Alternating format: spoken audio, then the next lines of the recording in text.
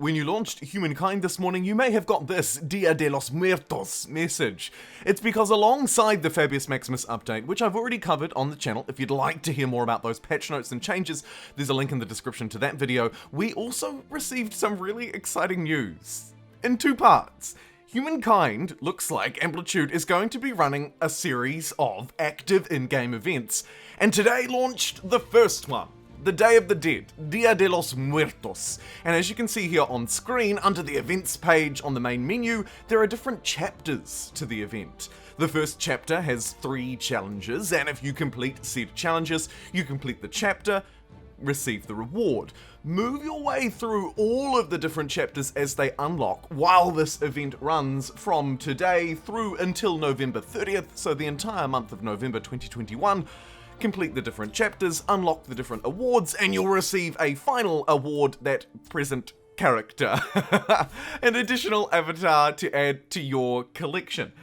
Overall, the event seems like a really positive thing for Humankind, and as I hinted at the start of the video, you can see how the same process could be played through further events in the future, perhaps one over the holiday season. Anyway, let's talk a little bit more about the Dia de los Muertos event, how it works, how you could play it. So, basically, and to quote the developers on the forums, these events will present us with various challenges to complete in our games, across multiple chapters, unlocking over the course of the event, right? We know that.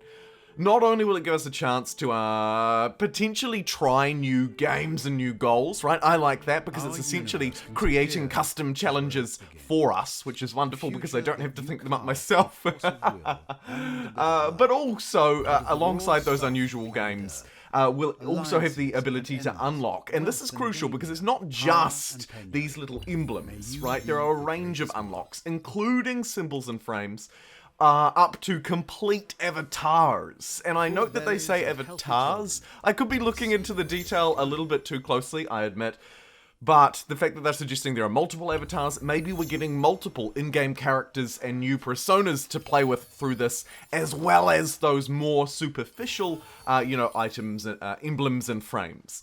They go on to say that they want to host many events in the future, and this first one is for this month, November 2021, to highlight Dia de los Muertos. The challenges in this event are themed, therefore, around religion, celebration, and mesoamerican cultures. So, essentially, this event is probably going to have challenges around the Mesoamerican region, right? And we can see that in this first one with a Mexican challenge, naturally. And also challenges around religion and celebration. For those unfamiliar, the celebration part is likely hinting at in-game festivals, and we can see that in the detail here as well. I'll get to that in a minute. And actually, this is a great example. For the chapter 1, the first chapter that you saw on screen at the beginning of the video, and the chapter that I'm attempting to complete here with this run-through, has 3 challenges. Firstly, festival. As Mexico culture at the very end of the game, so you do need to make it through to the contemporary era, bear in mind, you need to complete 20 festival public ceremonies.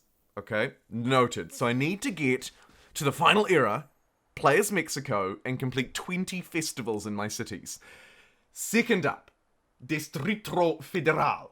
Have a city with at least 300 population. So clearly, to complete this first chapter, and going alongside this celebration theme, I need to create a mega city. So therefore, I'm gonna need to have a lot of food. So to complete this first challenge, not only do I need to play as Mexico in the contemporary era, but now I know that I also need to have a lot of food or a mega city, which also has enough food to get 300 population, right? So I then need to focus on merging cities together or just growing them up big, probably a combination of the two. And then finally, the third part of chapter 1 of the event is World Faith. Be the religious leader of every empire in the game. When I see that, I think 2 things. Firstly, obviously I need to prioritize building my holy sites. And secondly, maybe I need a little bit more space at the start of the game, so I'm not cramped right up against an opponent whose religion can overtake mine, and then I'm forced to fight them to take it back. It gets a little bit messy, right? So I probably want to have a start with more space, and realistically also I think lowering the difficulty would be a good idea, because these challenges are essentially making the game much more difficult, because you're required to meet certain preconditions, right? You have to host those 20 festivals, a city with 300 pop, and be the religious leader. So I would recommend, by the way, that you lower your difficulty down a bit. Anyway, the developers go on to give us a little bit more detail about the chapters of the event and how it will play out. This particular event will have but 2 chapters. The second unlocking in addition to the first on November 16th, okay? So once we're through this first chapter, we will have until November 16th, have from November 16th to take on chapter 2. They go on to say for each chapter we complete, there are 2, so for completing each of the 2 chapters, we'll earn some Empire Emblem customization options. If we complete both, there's 3, not 1, not 2, but 3, for free symbols and frames each, and the Katrina avatar on top. Right, so that's basically just bringing this event together, tying it off in a neat little bow for us. There's going to be 2 chapters, and we're going to have some custom emblems, some characters, so on and so forth. They go on to say, so belated Feliz Navidad, Feliz Navidad, Feliz Dia de los Muertos to everybody. We hope you enjoy these challenges and reward. I'm getting ahead of myself, thinking about the next event already. And then they go on to talk about some more of the changes that came out as part of the Fabius Maximus update. I've already covered those on the channel, but if you've made it this far and you'd like a sneak peek, you don't want to go away and watch a second video, you just want the TLDR details, let me hit you with those really quickly at the end of this video. Basically, we have a whole load of new in-game options at the start of our game. We can randomize our character, and in next week's little mini update, we'll have a few extra details as well, like changing the colors to 10 million options instead of 5, but also already we can customize the rate at which strategic and luxury events and resources spawn, which is fantastic.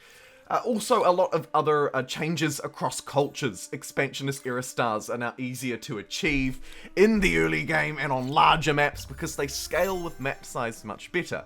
The expansionist ability also is now free and can be used on enemies that you're fighting. A wonderful buff for expansionists, and maybe when you're playing this challenge, you might want to test a few expansionists along the way. We also saw significant nerfs to various cultures, largely ones that scaled off population. The French, the Turks, for example, their emblematic districts have been nerfed. The entire pacing of the game has changed too. The early game is a little bit more difficult. It's harder to earn food, harder to spam out population, while as we move through toward the late game, it's technologies that become more difficult, more expensive to research. There are a whole load more challenges. I do have a full video on it, as I've already said, and link in the description for some more information if you'd like to head over to the Games Together Humankind forums and check out the blog post not only for the event, but also the full patch notes. My goodness, they are full patch notes, by the way. Loads of bug fixes, loads of changes across lots of areas that I just do not have time to cover, but I really would recommend that you go and read them, or at least skim through them. Maybe don't read it word for word. There's a lot of words out there, Chief. Anyway, thanks very much for watching this Dia de los Muertos update video. I'll see you in the next one.